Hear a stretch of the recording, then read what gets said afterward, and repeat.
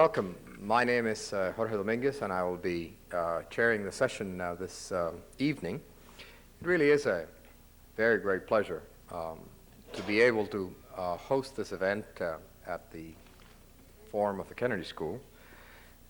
Guatemala has witnessed what one might describe as a miracle over the last year or so, but the word miracle only captures the sense of wonder and enthusiasm. It is inappropriate, however, because in fact it has been an outcome made by Guatemalans with the assistance of others, to be sure, but above all, finally, as an opportunity to address central concerns of a people who have suffered a great deal from decades of war, and finally being able to reach an honorable agreement to attempt to rebuild a new society. This evening we have three panelists who will be speaking in turn. One of the panelists will speak in Spanish, and we will have sequential translation. We will begin with John Arnold, who will speak on the peace process and the role of the United Nations. He has been working with the United Nations now for over a dozen years. He has served in the UN in a variety of important tasks in Namibia, in Afghanistan, Pakistan, and the Western Sahara. He was appointed United Nations observer to the Guatemalan peace negotiations in June of 1992, and as the moderator of the negotiations in January of 1994. He served in that role until the signing of the peace agreement on December 29, 1996. And he was then appointed Special Representative of the UN Secretary General and the Chief of the United Nations Verification Commission in Guatemala as of this last month of March. Mr. Arnold, welcome very much to the forum.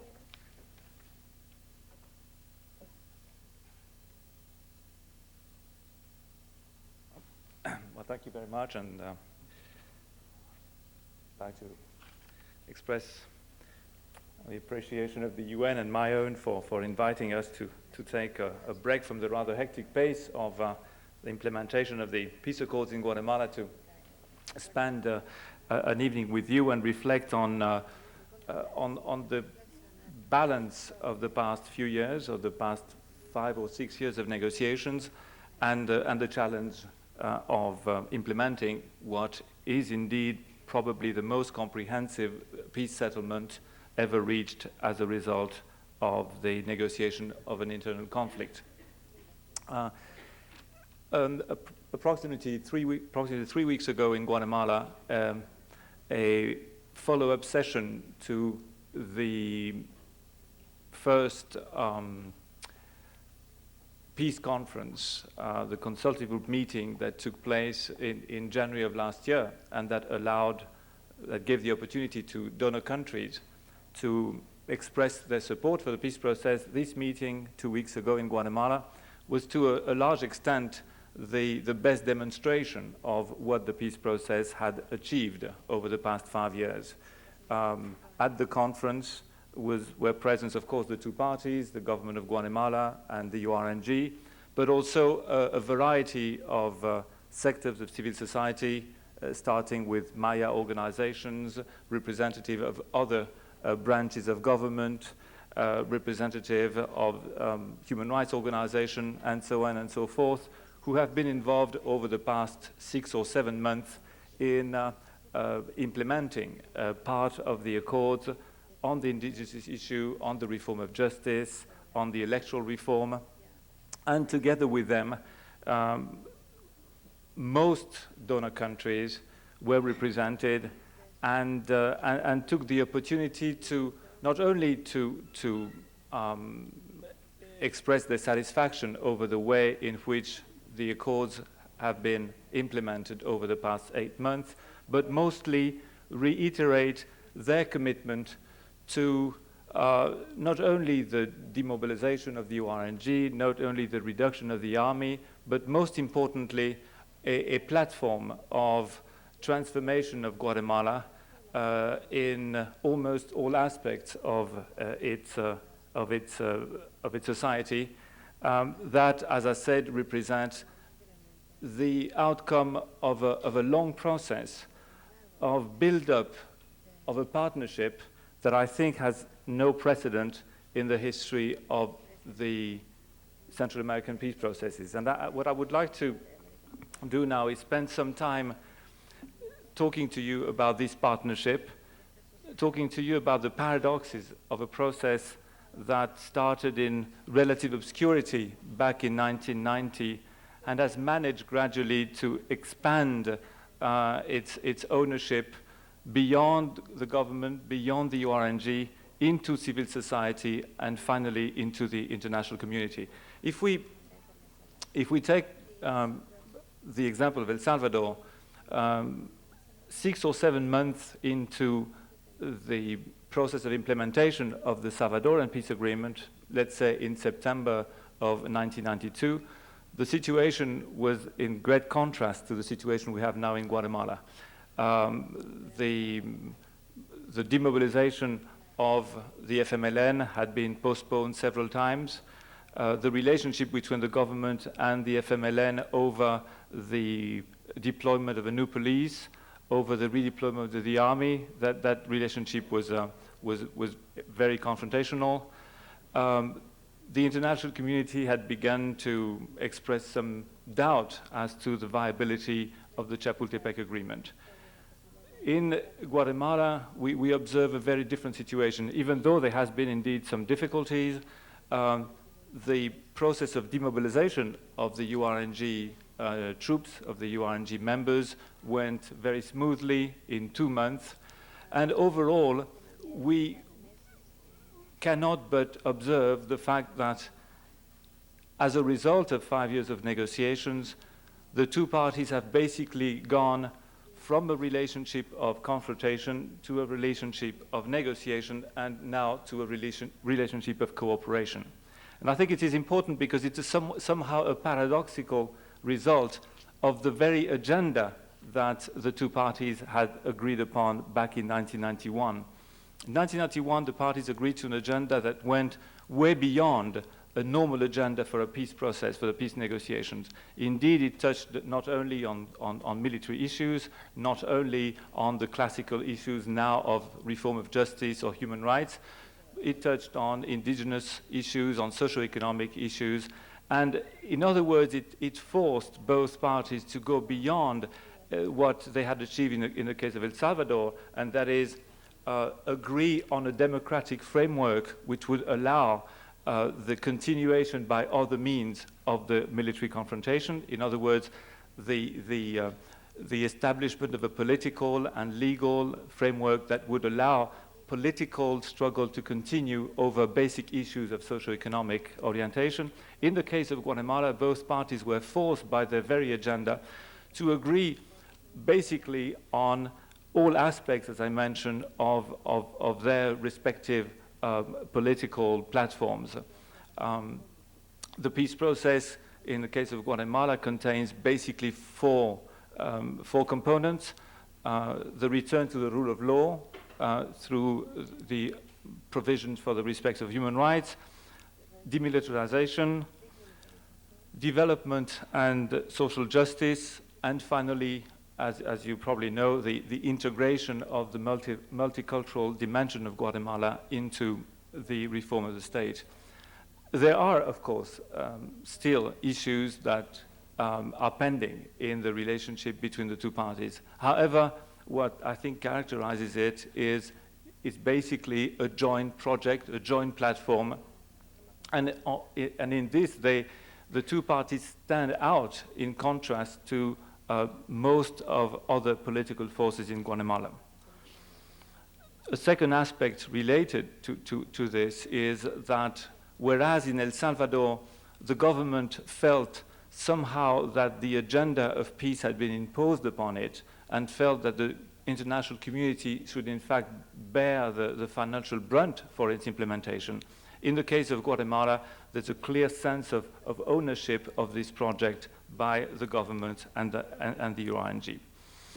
The second aspect of this partnership, beyond the cooperative relationship between the two parties, has to do with civil society. As I mentioned a minute ago, the civil society has had an important role to play throughout the negotiation. It has now a role to play in the process of implementation.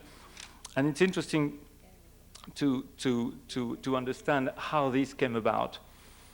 It came about in part because of the very fact that being a low-intensity conflict, the process never generated internally the kind of legitimacy needed to achieve its goals. Very early in the process, it became necessary for the UNG and for the government to rely increasingly on the kind of legitimacy that is derived from participation in a strong way of civil society.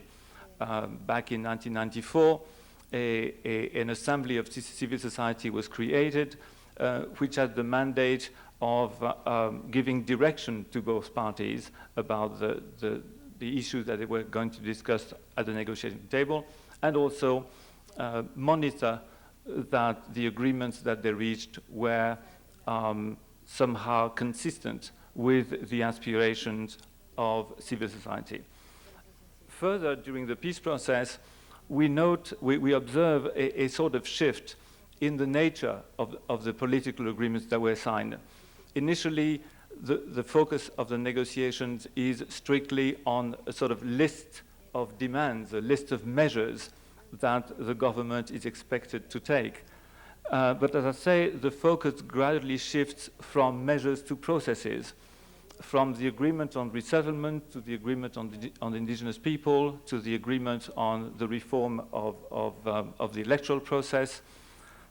The agreements more and more, rather than containing a list of final measures to be taken by the government, create spaces for civil society to assume directly the negotiation over, for example, the question of the reform of the state or the reform of the justice system.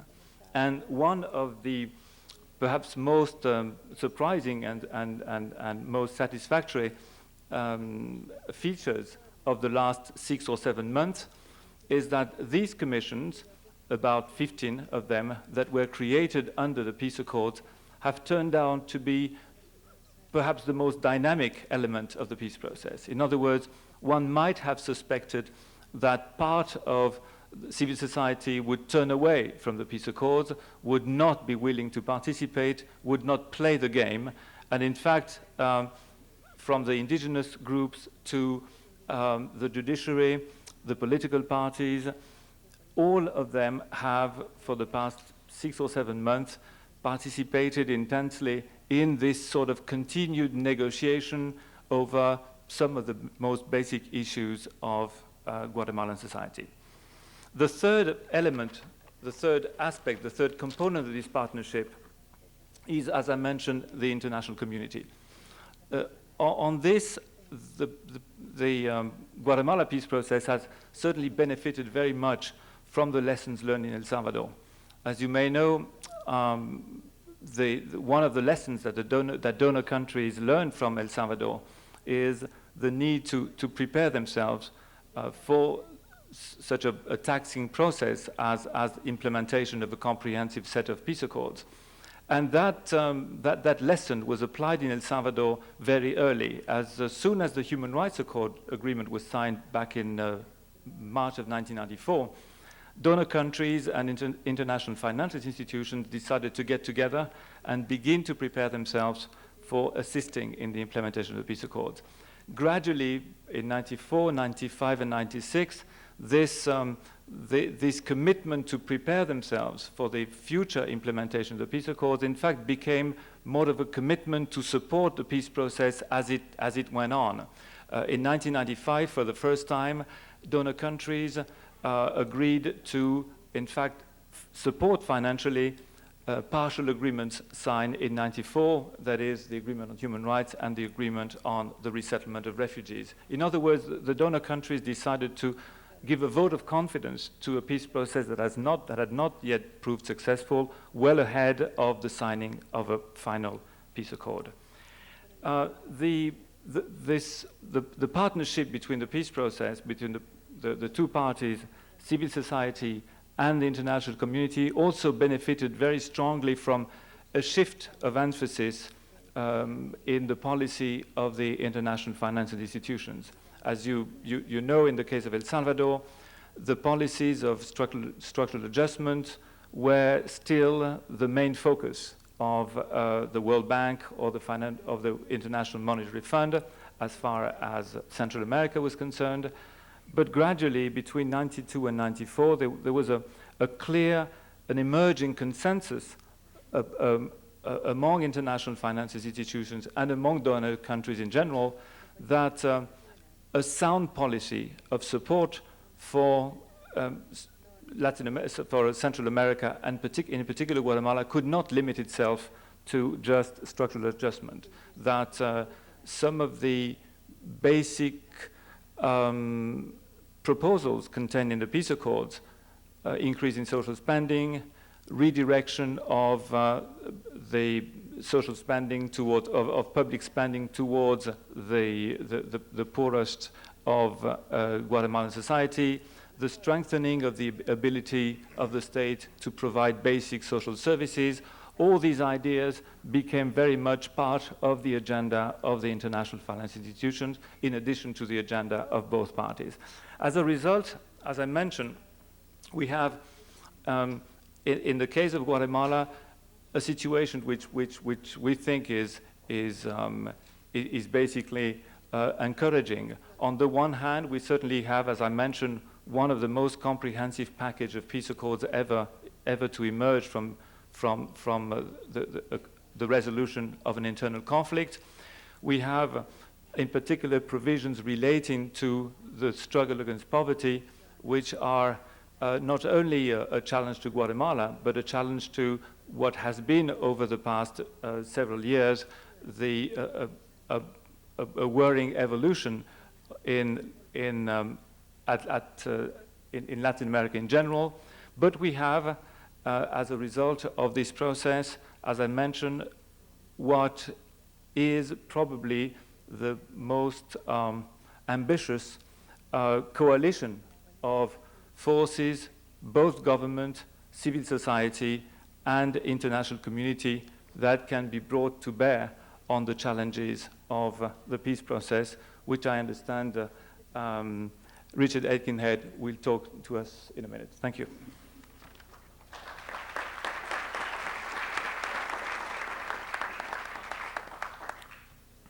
Thank you very much. Our next speaker will be Rolando Moran. He will be speaking on the historical importance of the peace accords. He has had a long and important political career in Guatemala. He was a political organizer in the early 1950s. He became an exile after the overthrow of President Arbenz in 1954. He then returned to Guatemala at the end of that decade, and in the early 1960s joined the guerrilla army of the poor, and he was an active member of the insurgency for the years that followed. He became one of the leading commanders of the Guatemalan National Revolutionary Unity, the URNG, and he was the URNG representative for the peace talks on behalf of the insurgency with 4 consecutive governments of Guatemala until the signing of the peace accords last December. Mr. Moran, welcome.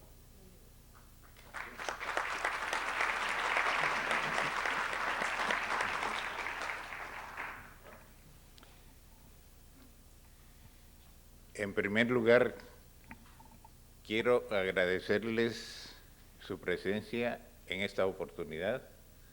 In the first place, I want to thank you for your presence in this opportunity.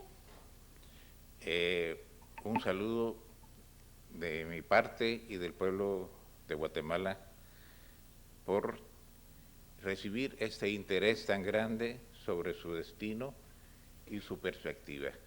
Greetings from myself and the people of Guatemala for being so interested in Guatemala's fate and perspectives.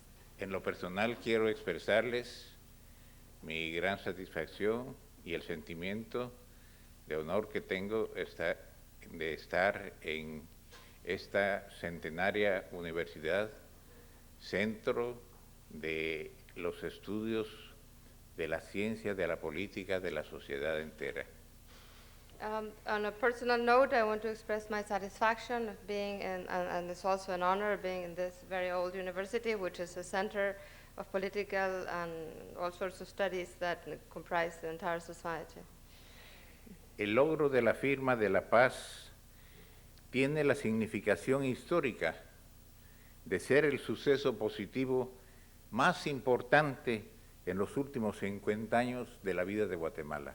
The achievement of the signing of the peace has historic significance since it is the most important positive event of the past 50 years in Guatemalan life.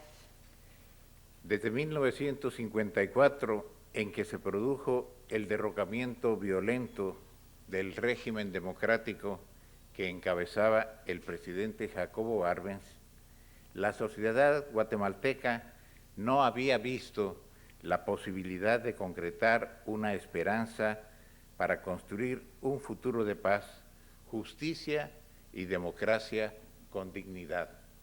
Since 1954, when the democratic government headed by President Jacobo Arbenz was overthrown, the Guatemalan society had not visualized any hope of building a future of peace, justice, democracy, and dignity. Los guatemaltecos vivimos una larga y angustiosa época oscura, durante la cual el autoritarismo, el terrorismo de Estado, la falta de institucionalidad y democracia agravaron las condiciones de atraso y subdesarrollo que por siglos sufrió nuestro país.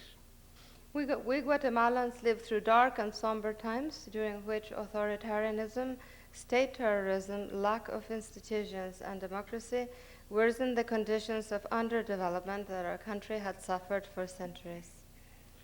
Como consecuencia directa de la falta de cauces para resolver esta encrucijada política, económica y social del país, se dieron las condiciones para que eventualmente la resistencia y rebeldía del pueblo se manifestara en una lucha armada que tuvo sus inicios en 1960. As a direct result of a lack of channels to resolve the country's political, social, and economic problems, eventually the people's resistance and rebelliousness turned into the armed struggle that started in 1960.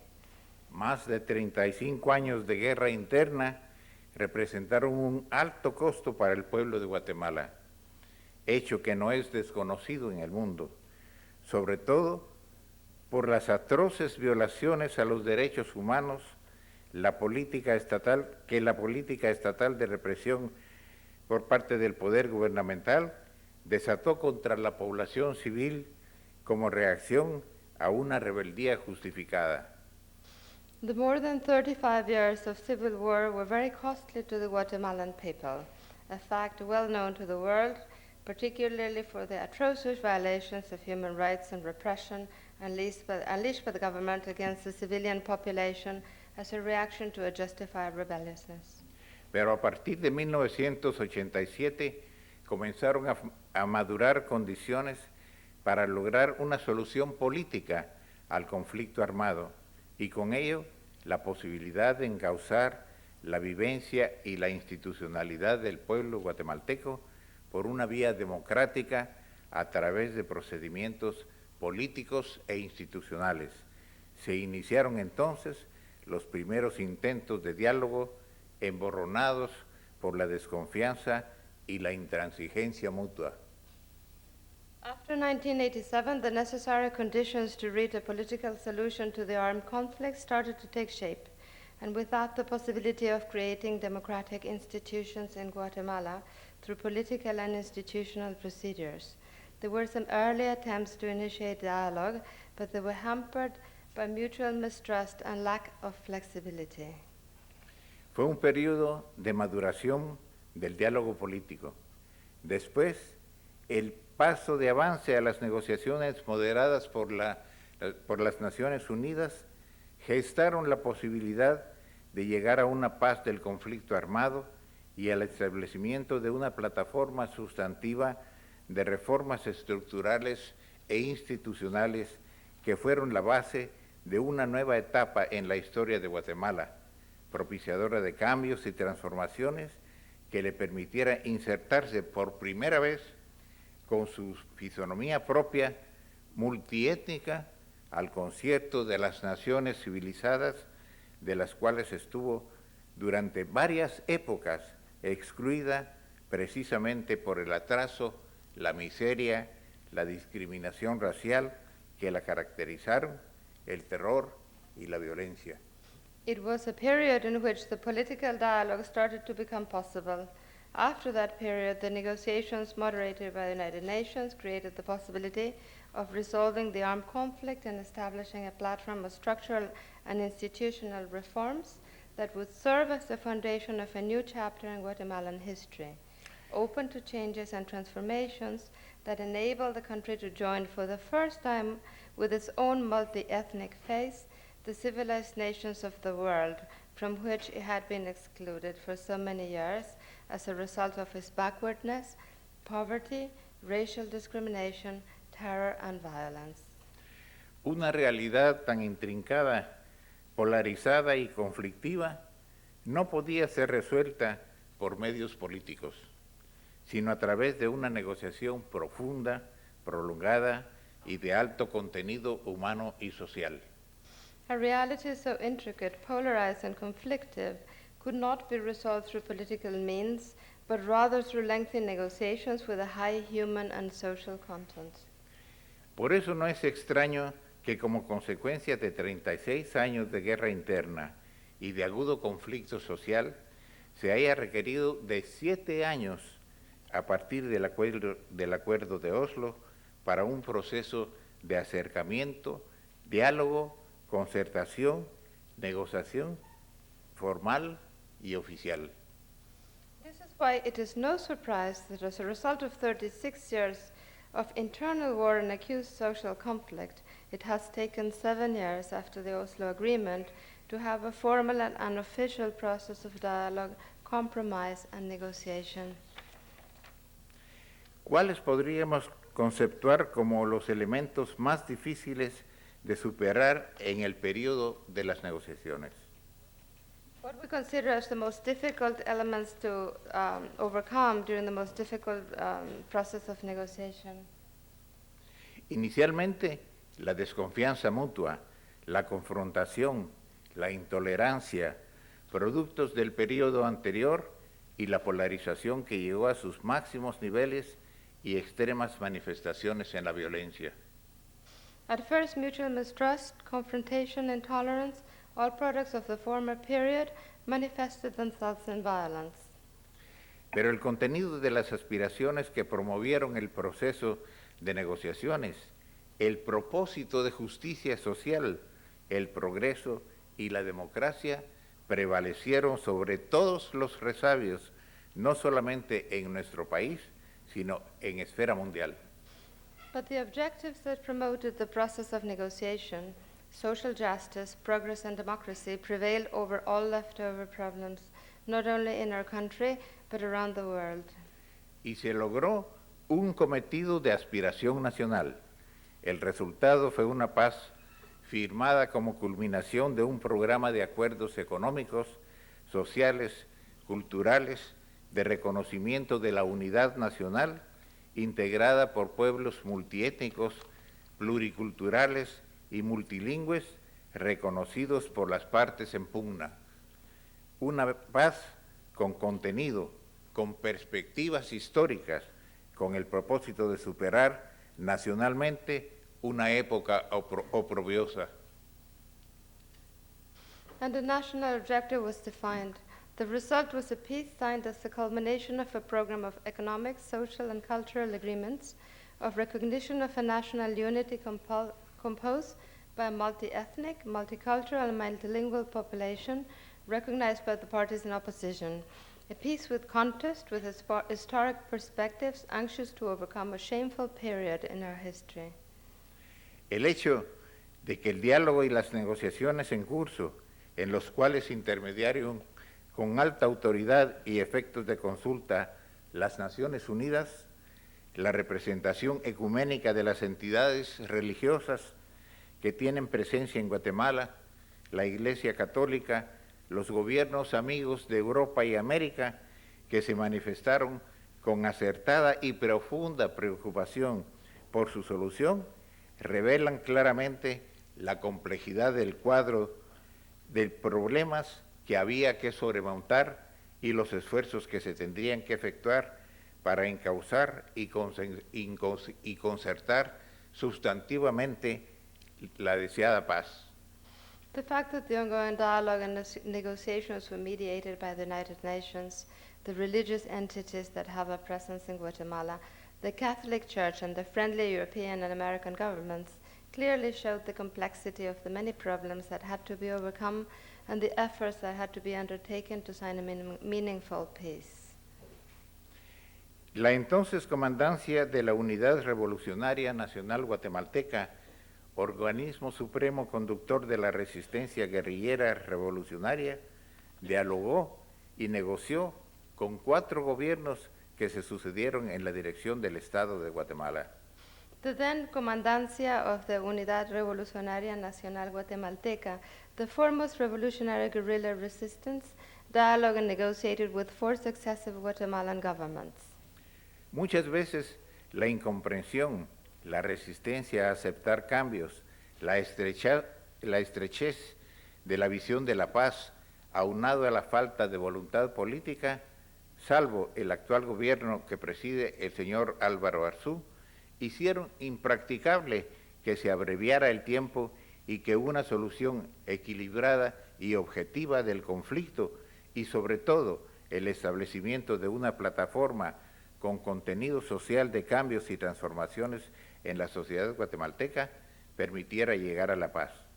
Una paz con perspectivas de ser no solamente el cese del fuego entre los contendientes, sino un programa base para la transformación de Guatemala y la instauración en nuestro país de un Estado de Derecho democrático con justicia social, unidad étnica de los pueblos que la integran y con equidad de género, sin exclusiones de ningún tipo. Often a lack of understanding, an unwillingness to accept changes, and a narrow vision of peace, added to a lack of political will, with the exception of the present government presided by Mr. Álvaro Arzú, made it impossible to shorten the time required to reach an objective and balanced solution of the conflict, and above all, to establish a platform that included the necessary changes in Guatemalan society that could allow them to reach a peace agreement. A peace with possibilities of not only being a formal ceasefire between the warring parties, but also a program that could serve as a base for transforming Guatemala and instituting the rule of law, democracy, social justice, and ethnic unity among the people who form it, with gender equality and with no exclusions of any kind. Sin embargo, como ocurre en todo desenvolvimiento orgánico y social, el logro de la paz, la consolidación y construcción de esta como un régimen de estabilidad económica, social, política, todavía requiere grandes esfuerzos para concretarla. Se obtuvo el inicio de un periodo que hay que coronar con la conciliación y la convivencia pacífica y la justicia social. Nevertheless, as it happens with every structural and social change, the achievement and consolidation of that peace into an economic, social, and politically stable regime will still require a great deal of effort. We are in the early stages of a period that must end in conciliation, peaceful coexistence, and social justice. Se necesita la consolidación plena de los ejes que creemos que consiste la perspectiva del futuro de Guatemala y su estabilidad social e institucional, en lo que los protagonistas sean todos los guatemaltecos sin exclusiones. We need a consolidation with an ample dose of the elements that, in our opinion, should be present in the future Guatemala to achieve social and institutional stability, where all Guatemalans are present, with no exception. Primero, el cumplimiento concreto y efectivo de los acuerdos de paz. Segundo, la consolidación de la democracia en Guatemala.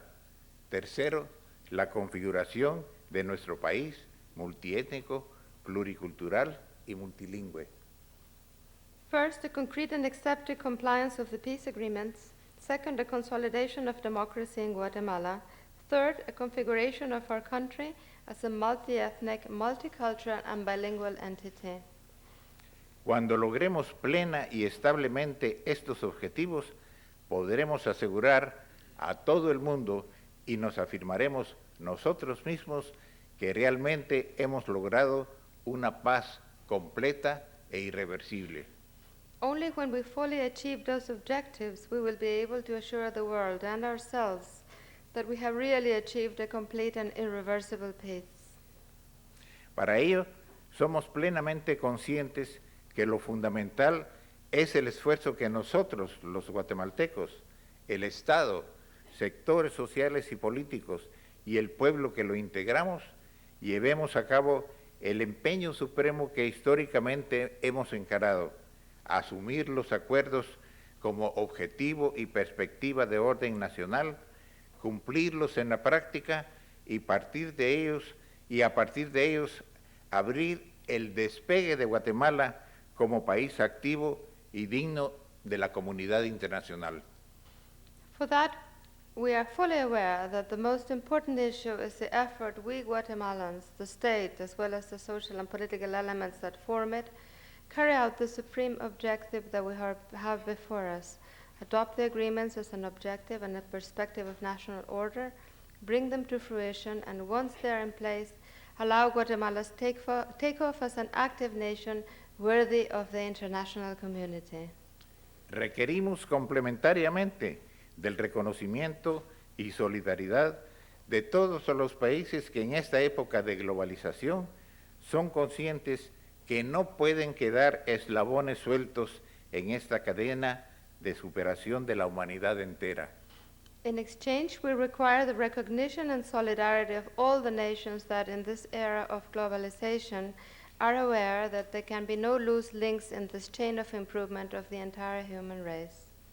Por parte de URNG, asumimos el reto que nos depara el futuro, con responsabilidad, en un pluralismo respetuoso de todos y sin exclusiones, capaz de condensarse en una unidad y objetivo nacional para cumplir el rol histórico que nos corresponde como componentes de la comunidad mundial.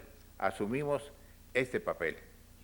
URNG accepts the challenge that the future is posing with responsibility, with a pluralism that respects our entire population, able to define a national objective in order to achieve the historic role that we have as members of the community of nations.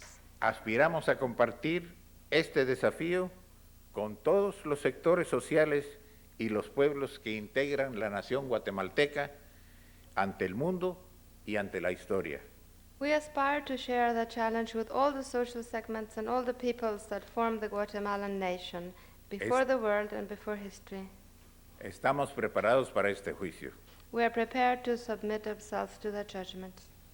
Muchas gracias.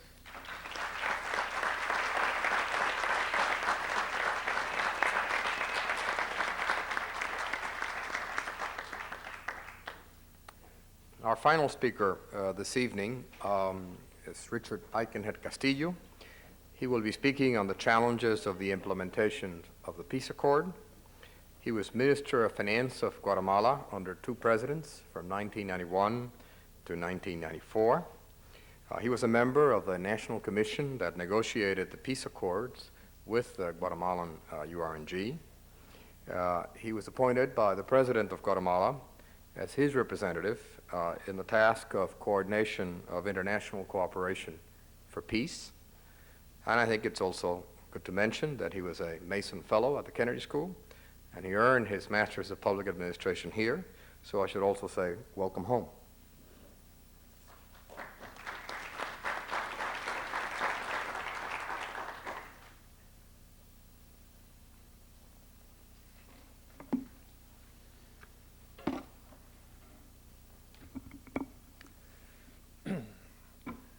And I am honored to be at the Kennedy School of Government Forum, and I wanted to express my appreciation to the David Rockefeller Center for Latin American Studies and the Center for International Affairs at Harvard University for the invitation to share with you my views about the implementation challenges of the Guatemala Peace Accord. As Jean Arnaud and Rolando Moran spoke about the historical importance of the peace accord, I'm just going to make two small quotes about the importance of the accord, and I'm going to focus more in what are the main objectives of the peace accord and the implementation strategy that Guatemalan government is developing. Just before I start, it's important to let you know this is the full content of the peace accords in Guatemala. They are 10 agreements, 6 we call substantive agreements, and 4 operative ones that relate with the ceasefire, with the integration of URNG to the political activity in Guatemala, but is mainly one, as Jean Arnaud said, one of the more comprehensive and I would say more large agreements of internal resolution conflict that have had, and it's very important to take account of what is included in these peace accords. Just about the historical importance, I would make 2 quotes. First one is from our president, Álvaro Arzú, in his message after the signing of the peace accord. What he said is that the peace accord encompassed the collective vision of what most live forces of the Guatemalan society perceive to be the key issues on the construction of a viable future to our nation. And the other quote is a quote of Mark Schneider, one of the high officials of the USAID, and his comments before the signing of the peace agreement, the peace accord in Guatemala, when he said, silencing the guns represented the first crucial achievement in Guatemala's journey toward the 21st century. But the peace accords did more than halt the conflict. They unlocked the doors to a new century of equity, respect for human rights, and economic opportunity for every Guatemalan. With these 2 quotes, what I want to put in front of you or to make a comment is how important is the peace accord in Guatemala. Was not just the end of a conflict, but really was trying to set the basis for a new development in all our society. When we see our main objectives, we always say that the peace agreements reflect a national agenda. They have been endorsed by the various sectors represented in the assembly of civil society and outside it. Their progressive implementation must fulfill the legitimate aspirations of Guatemalans and at the same time unite the efforts of all behind these common objectives. If you want to see the 5 main objectives of our peace agreement, I would choose these ones. First, the reaffirmation of the government of the Republic of its adherence to the principles and norms aimed to guarantee and protect full respect of human rights and its political determination to enforce them. This is very important in terms of the future of Guatemala, especially when you see our 40 or 50 years history behind us. Second, the recognition of the identity and rights of the indigenous people. For building a multi-ethnic, multicultural, and multilingual country of national unity, is important the respect and the exercise of the political, cultural, economic, and spiritual rights of all Guatemalans in the foundation for a new coexistence reflecting the diversity of our nation.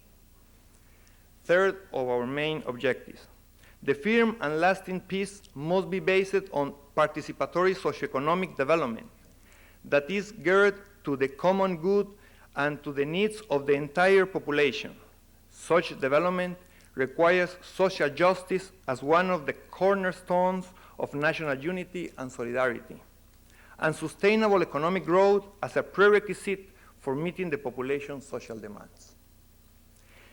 The genuine participation of citizens, both men and women, from all sectors of society is essential for achieving social justice and economic growth. The state must broaden these opportunities for participation and strengthening its own role as guiding force of national development. To that end, it must raise fiscal revenues and, as a matter of priority, channel public spending towards social investment. Just to make an example of some of the commitments of the peace accords, the government of Guatemala committed itself to increase 50% in real terms the tax collection during the next 3 years.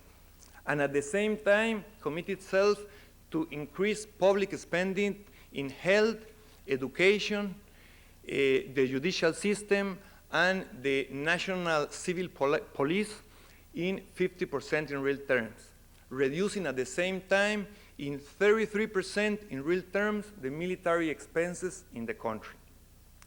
These are the kinds of general agreements that are contained in the peace accords. And finally, the strengthening of civil power is an essential prerequisite for the existence of a democratic regime. The ending of the armed conflicts affords and coordination. They can guarantee Guatemalans the rights to life, liberty, justice, security, peace, and the full development of the individual. The Guatemalan armed forces must adjust their functions to the new era of peace and democracy. Now, getting to the implementation. The implementation of the national agenda arising out of the peace agreements is a complex, long-term undertaking requiring the determination to fulfill the commitments made and the involvement of the state bodies and of the country's various social and political forces. These undertakings call for a strategy that sets realistic priorities for the gradual fulfillment of commitments, thereby ushering in a new chapter in Guatemala history, one of development and democratic coexistence. Just to make the example, the peace agreements have in what we call the agreement of the implementation, compliance, and verification timetable of the peace agreements, 180 commitments that have to be done between the end of the last year to the year 2000. The timetable that we developed at the end, at the final agreement before the signing of the peace accord, was a timetable of the implementation and verification, and constitutes a guide for the phased implementation of those commitments set out in the peace agreements, whose fulfillment can, at that point, be scheduled, reliable. The strategy of the implementation process was to divide the timetable in 3 different phases. The first one was between January to April the 15th of this year. The second phase is the one that we are now involved, that is from April to the end of this year. And the third phase is the phase from 1998, 1999, and year 2000. The idea of having a implementation strategy was like, there is very complex, there is a lot of areas that are involved in the peace agreement. To adhere to the timetable already laid down into the agreements, the necessary order and process to be sure that we could implement the program. During the first 90 days, what we were trying to achieve, and I could say that mostly was succeeded, was to prepare for the implementation of the medium and long-term agreements, particularly by setting up the commissions that Jan Arnaud explained. There are 15 different commissions with government officials and the participation of the civil society that are discussing very different issues. For example, what should be the reform in the judicial system, what should be the reform in the education system, how to guarantee more respect to the, and how we're going to respect the rights and identity of our indigenous population. The second one was carrying out short-term action for which timetables are laid down in the peace agreement, particularly the ceasefire process and the process of integration of the URNG. In this point, I have to make a recognition about the commitment of the URNG in all the process of dismobilization of their integrants. And finally, carrying out other types of action linked to the consequence of the armed conflict, like starting programs of compensation of victims and to try to do development programs in the areas more affected by the conflict. That was phase one. The phase two that we are involved right now takes more into account the development of the programs of action and the social investment that was agreed during the agreements, and start the process of modernization and decentralization of the state. We are involved in the public administration reform. We are developing a comprehensive strategy for rural development that takes into account the different aspects of land use and land tenure. And of course, we are in the process of strengthening the fiscal policy in the side of the tax collection and also in the new focus of the public spending. And the last one of the first year is the restructuring of domestic security policy and national defense policy in order to give much more emphasis to all the civil aspects of the internal security. And finally, in the third phase, the phase that goes from 1998 to year 2000, we're going to continue with the programs that are started this year, but should cover action relating to the results and the joint recommendations of commissions and other commissions provided by the agreements. In particular, it shall promote the legislative agenda arising out of the peace agreements in 4 areas: reform of the penal code and legal framework for modernization of the justice administration, issues of land tenure and land use, adaptation of legislation and institutions to the multi-ethnic, multicultural, and multilingual nature of Guatemala, and reform of the Guatemalan electoral regime as some of the more important.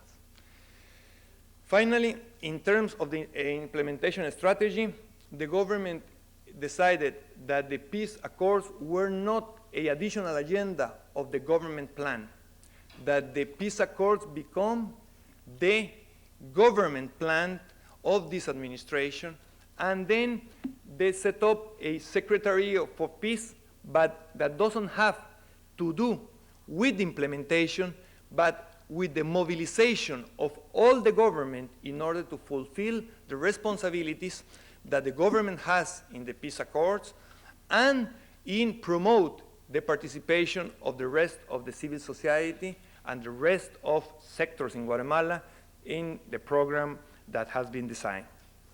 In order to be able to match all the different areas that the agreement covers, we divide in 4 main areas the substantive agreements that are in the peace accords. One was focusing some specific programs in resettlement, integration of the URNG, and national reconciliation. A second program that includes the different aspects related with the comprehensive human development. A third one related to the sustainable development of production. And finally, a whole, and maybe the most difficult, that is like reinventing the state, all the modernization program of the democratic state, including strengthening of the capacity for participation and consensus building of the various components of the civil society. This gives you a general idea of how important and how diverse is the peace agenda and how the government is focusing the implementation now and during the next years.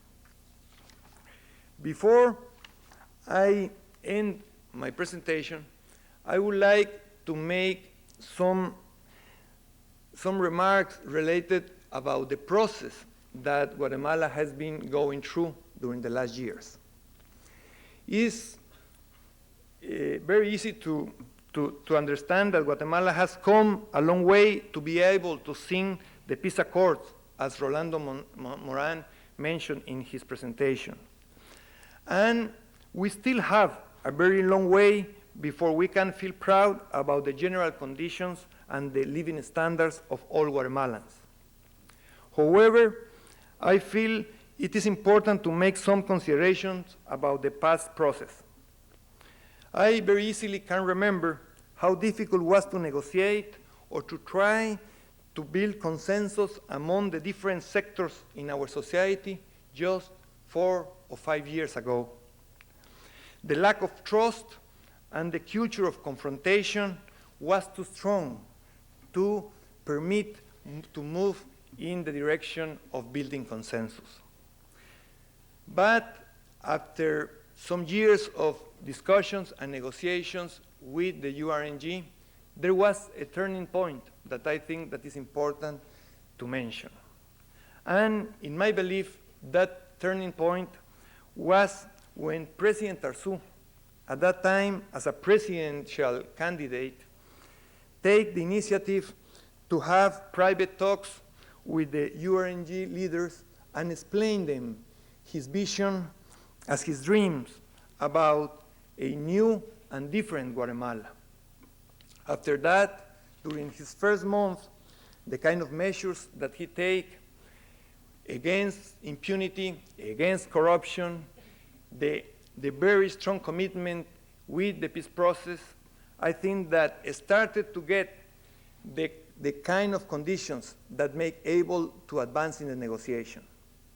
I need, in this sense, to recognize the positive response that the URNG leaders take to that approach that was shown at the negotiation table with a very more open mind attitude to the negotiation process.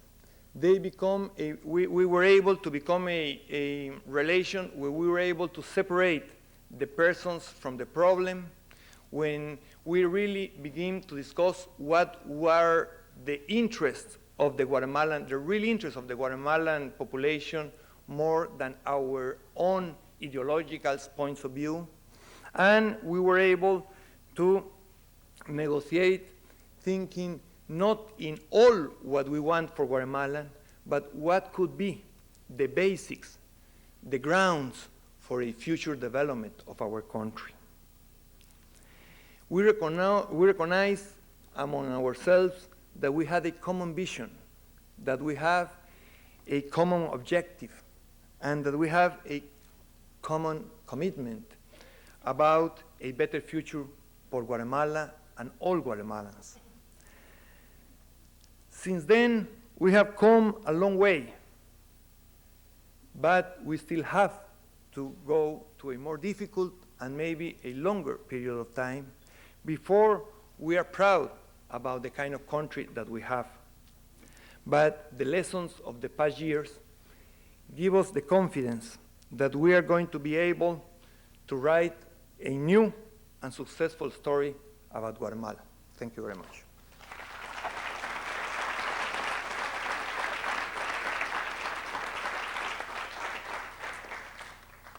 Now we have some time for questions. As those of you who have been here before know, if you have a question that you wish to ask, you stand behind one of these 2 microphones and ask your question.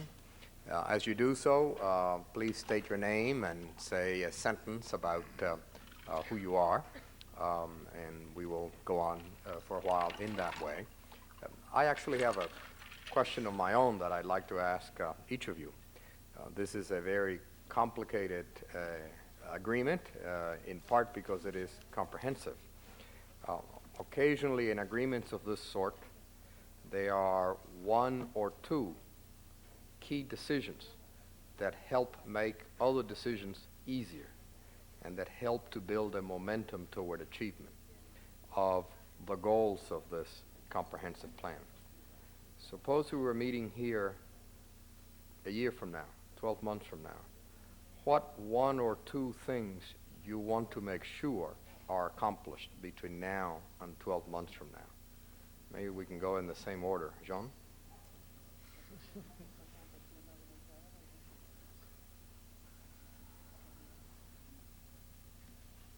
Well, I don't think this is an easy question. That was not my intention.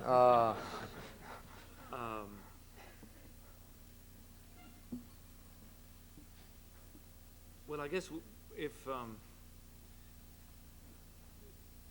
what can be achieved this year, really, is one, the major provisions on demilitarization. In other words, the army is to be reduced by a third. A new law and a new doctrine have to be passed by Congress, and one of perhaps the most significant changes that must take place this year, in fact in the next 2 or 3 months, is approval by Congress of a legislation that would reform entirely the intelligence apparatus in Guatemala. As you know, intelligence services have been the privilege of the army for the past many decades, and the accords provide for this monopoly on intelligence to be broken down, with civilian intelligence becoming both a component of the Interior Ministry and a component of the presidency. So I think that these provisions regarding the military, which are, as I said, scheduled to be implemented this year, are indeed one of the main components. Perhaps the second most important component has to do not so much with the peace process in general, but with the expectations that the population has, that have been raised in the population. One of the drawbacks, perhaps one of the shortcomings of the process so far, has been that many Guatemalans at the grassroots level have failed to see tangible, visible results from the signing of the peace accords. As I mentioned, many commissions have been working. In other words, a process has been carrying out at the elite level. But there's a great need that from now until the end of the year, some of the benefits, the social and economic benefits from the peace accords become visible. And perhaps, and this is not going to be an easy task, because the government of Guatemala traditionally has had a rather poor performance in terms of executing social investment. But I do think that one of the most significant measures that must be taken this year has to do precisely with strengthening the ability of government to deliver social services and visible changes in the life of ordinary Guatemalans. Thank you. Rolando? Uno o dos logros fundamentales en los próximos 12 meses.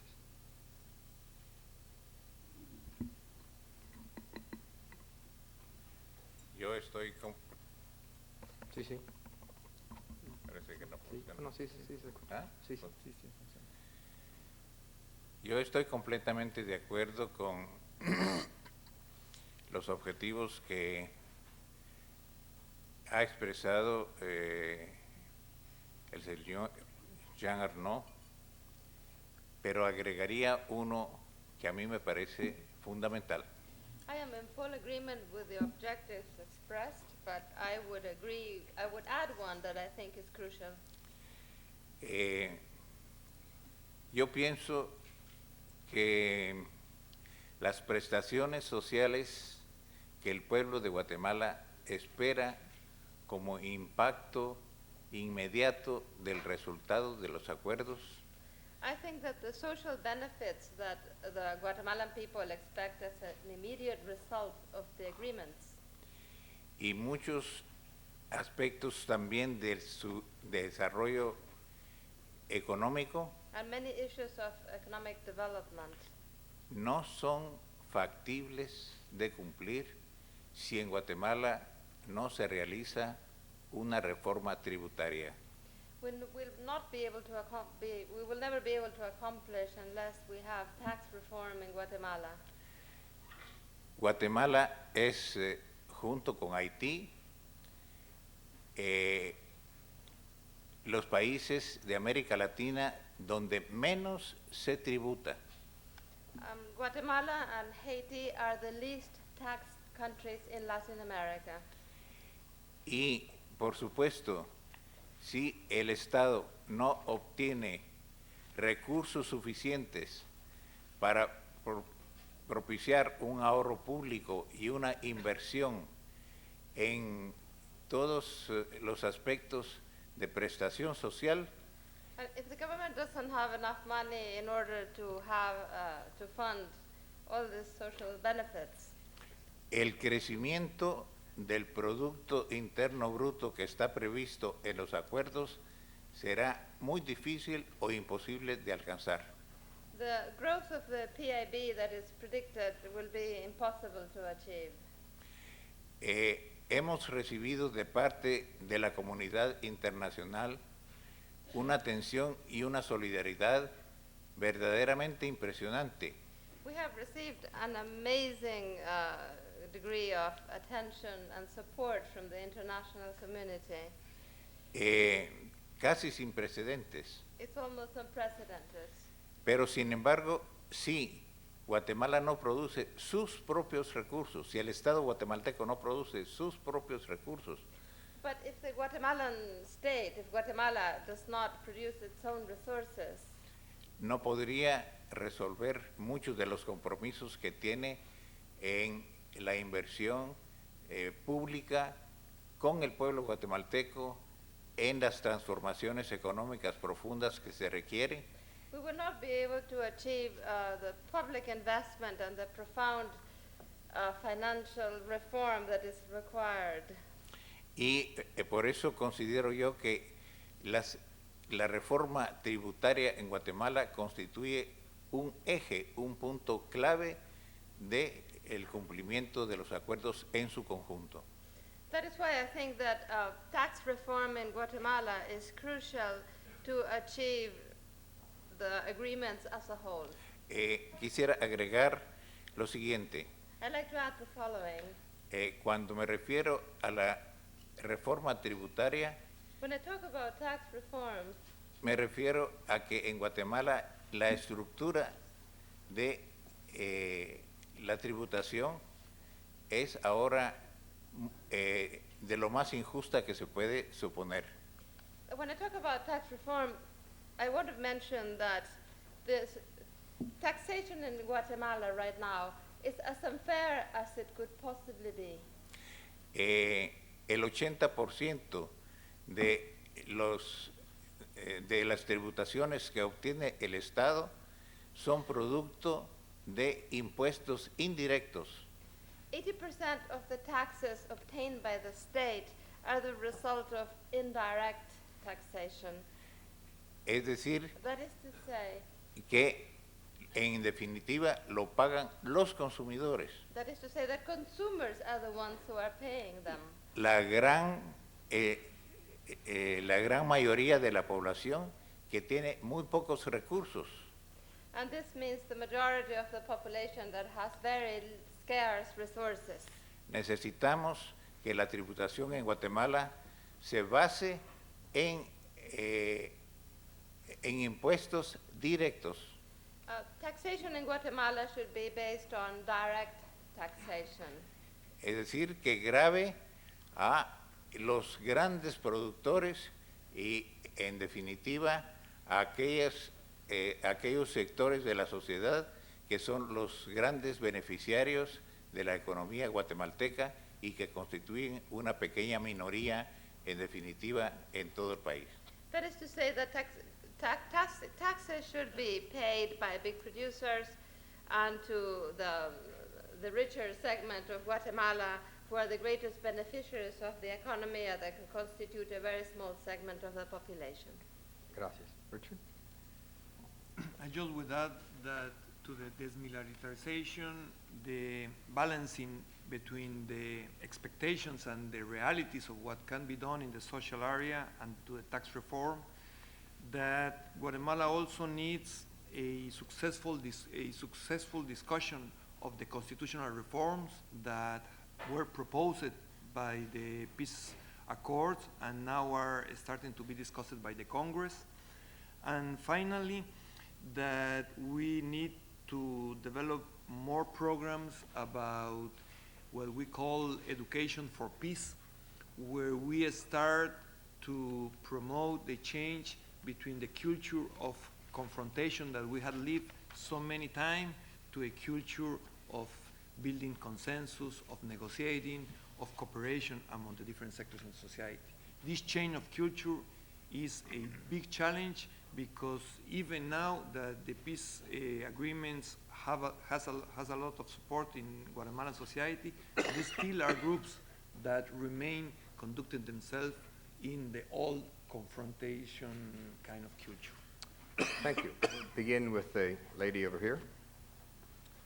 Good evening. My name is Joyce Penfield. I'm a divinity student at Episcopal Divinity School, and I've also worked with the National Coordination of Refugees and Displaced in Guatemala, as well as Witness for Peace. I bring you a question from a community I was with just 2 weeks ago, known as Aurora 8 de Octubre in Alta Verapaz. The broader piece of this question I'd like to preface has to do with impunity and the implementation of the peace accords. This community I bring the question from, as you know, in '95 had a massacre in which 11 of their men, women, and children were murdered and 27 wounded. And currently there's a trial going on to try to address that situation.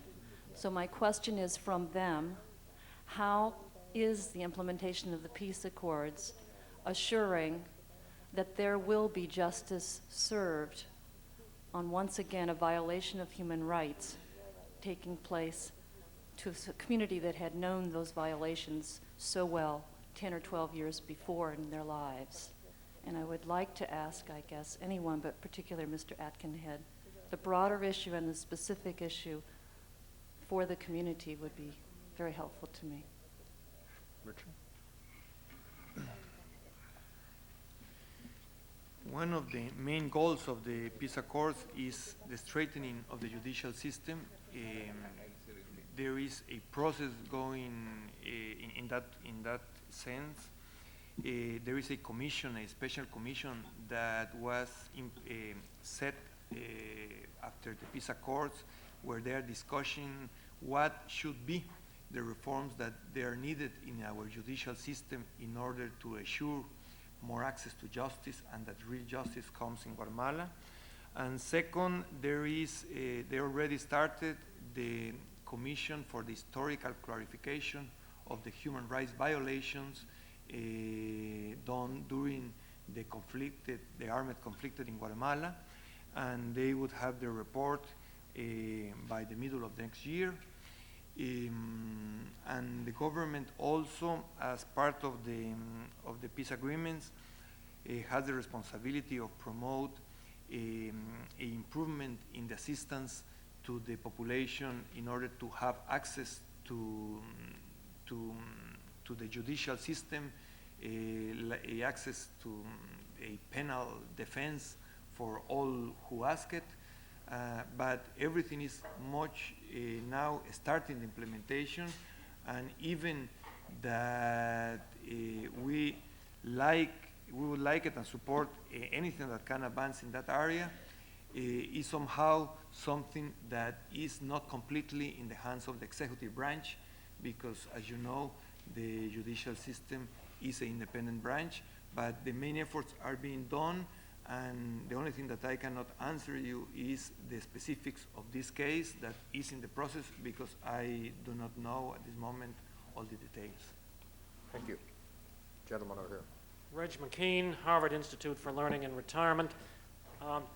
I thought I had read of a so-called Truth Commission similar to the commission headed by Bishop Desmond Tutu in South Africa, and I was distressed not to hear any mention of that commission by any of the speakers until unless I heard it mentioned a minute ago.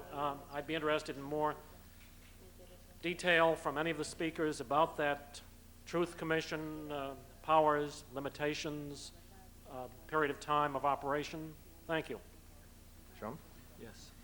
Well, the Commission actually started its operation on 29th July, 3rd of July.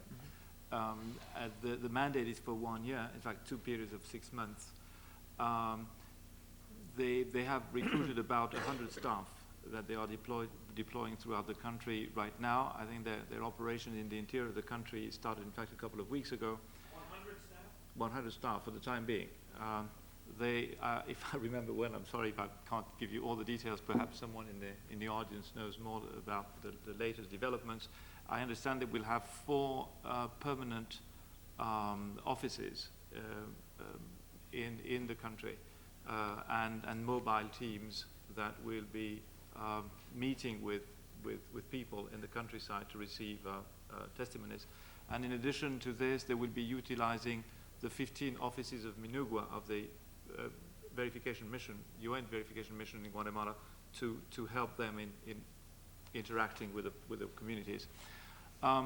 In terms of the powers, their powers were increased as a result of the signing of an agreement in October that mandates all state agencies to compels all state agencies to cooperate with the Commission. In other words, it's no longer a Commission that received cooperation from the executive. Now the legislative and Congress are both by law compelled to cooperate with whatever request for assistance there is received from the Commission. The question of the mandate has been criticized because it did not meet one significant expectation from part of the victims, and that is that the name of the human rights abusers be clearly spelled out in the final report. The Commission doesn't have that faculty.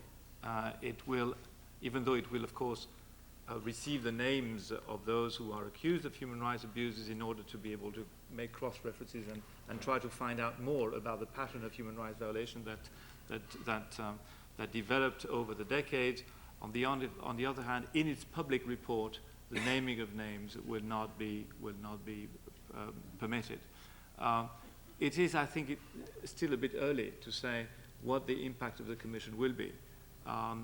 There is one of the most serious difficulties they are encountering right now is that there are about 60,000, if I'm not mistaken, cases that they, in theory, would have to somehow process. In 1 year. In 1 year. So, and because it's obviously impossible, they will have to take a selective approach to identifying those cases which, one way or the other, have produced, had a major impact on society. But that work of selecting which cases they will process and which case could be processed perhaps later by a future institution is, of course, something which is not easy to achieve. Can they grant pardons? Beg your pardon? No. It's the process of the Commission is completely separate from the judicial process. Question over here. Thank you. Alberto Conchaisman from Colombia. I am visiting a scholar here at the David Rockefeller Center. Coming from a country like mine, it's very important to talk about violence because we also have our own problem with guerrilla groups and other issues related to that. So in a civil war like yours and ours, 2 points are very important in this sort of situation. One is power, and the other is social reform. My question perhaps to Mr. Moran is about how the guerrilla groups negotiate, or what were your feelings about the power problem you were fighting before the peace accords? Did you get something, or you were very, very happy with the peace process, or any specific situation or special situation for the guerrilla group was negotiated? And the point about social reform is, you said that the process was lasting about 4 or 5 years. During this process, was any kind of social reform occur in order to confirm that the process was going on and some special truth could be achieved? Rolando?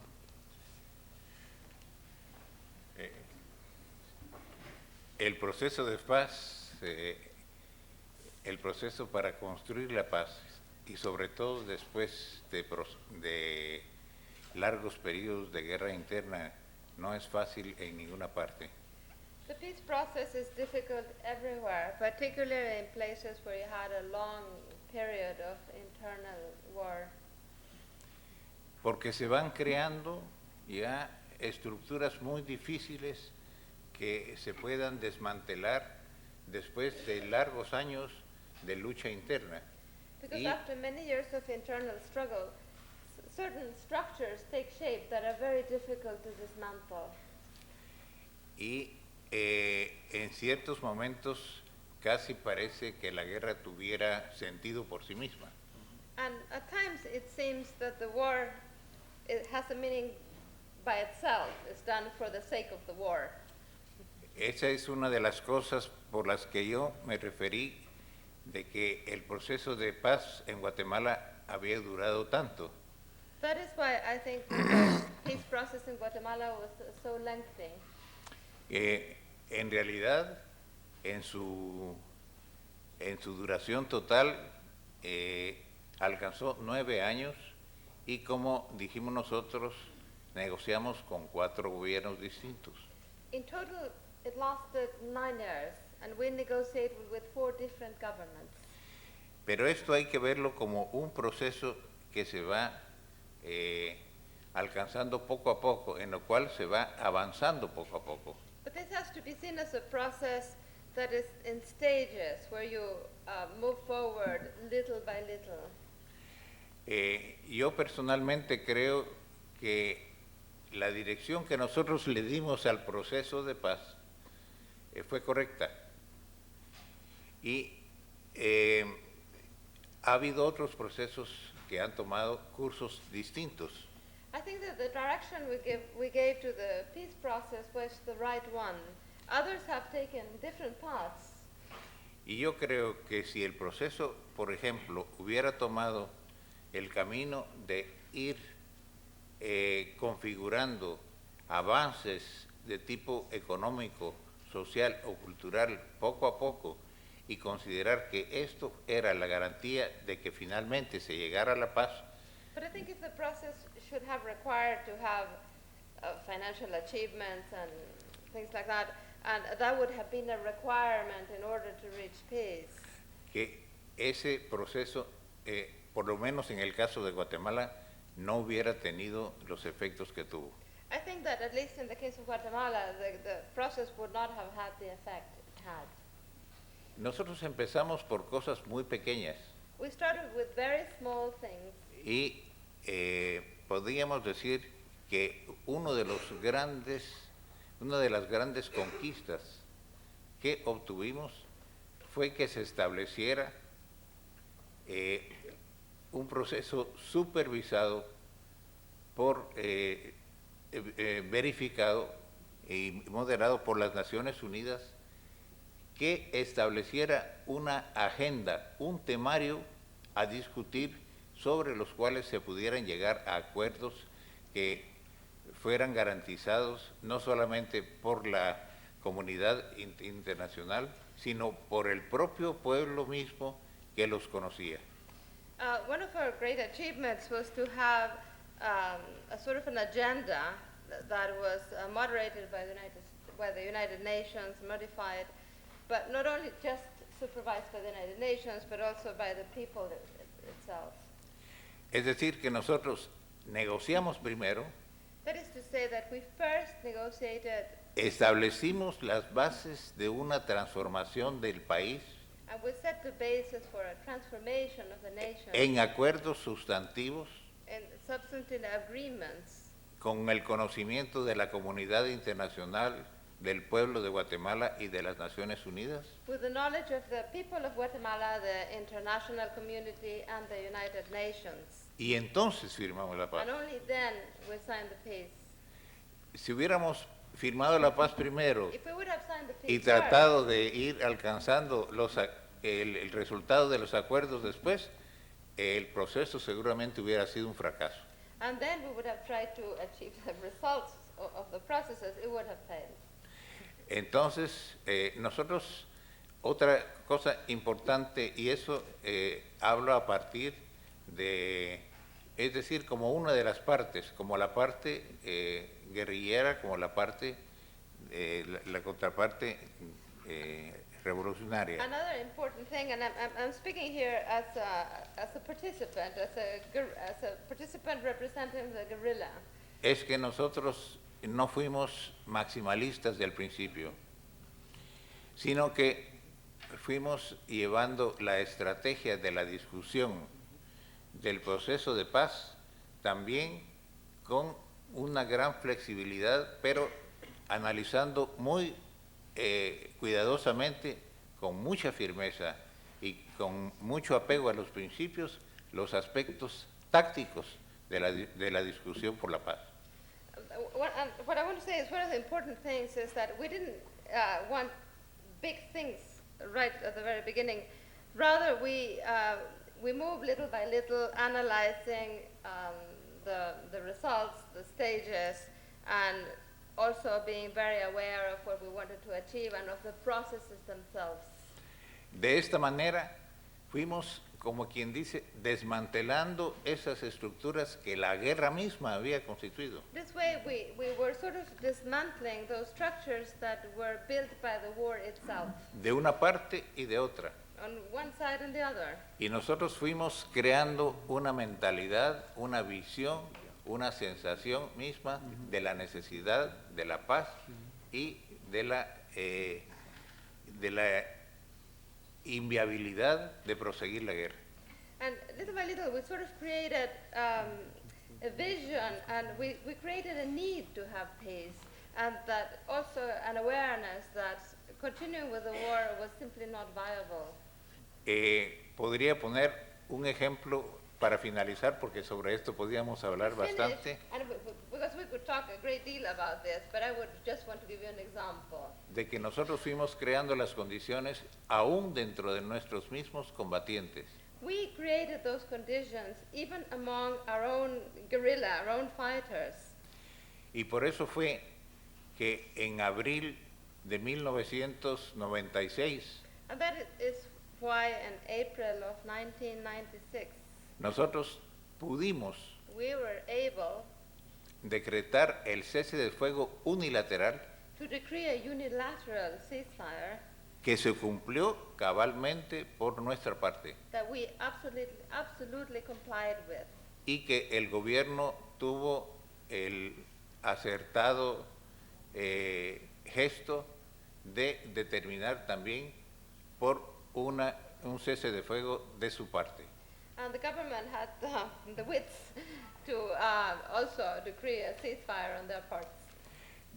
Esto ha asombrado a muchas personas, This amazed quite a few people, porque de hecho el cese del fuego se produjo en Guatemala mucho antes de que fuera firmado en los acuerdos. because in fact, ceasefire happened in Guatemala far before it was signed onto the agreements. Porque las dos partes cumplieron ese cese de fuego establecido bilateralmente y no todavía consignado en los acuerdos. Because both parties complied with that ceasefire that had been agreed upon bilaterally, but was still not part of the agreement. Un gesto de hecho que no es fácil lograr porque requiere que haya ya una conciencia y una disciplina de parte de los guerrilleros combatientes para no violar ese acuerdo. This is not an easy thing to achieve because it requires some sort of discipline within the guerrilla so that they will not violate the agreement. Bien, gracias. As Rolando Moran just mentioned, we could be speaking all night about this events, but we do not have the time. The panelists have other meeting this evening and also activities tomorrow. So I want to thank the panelists for having joined us this evening, the translator for her very good work, the Kennedy School Forum and the David Rockefeller Center for Latin American Studies and the Center for International Affairs for co-hosting the event, and all of you for coming. Good night.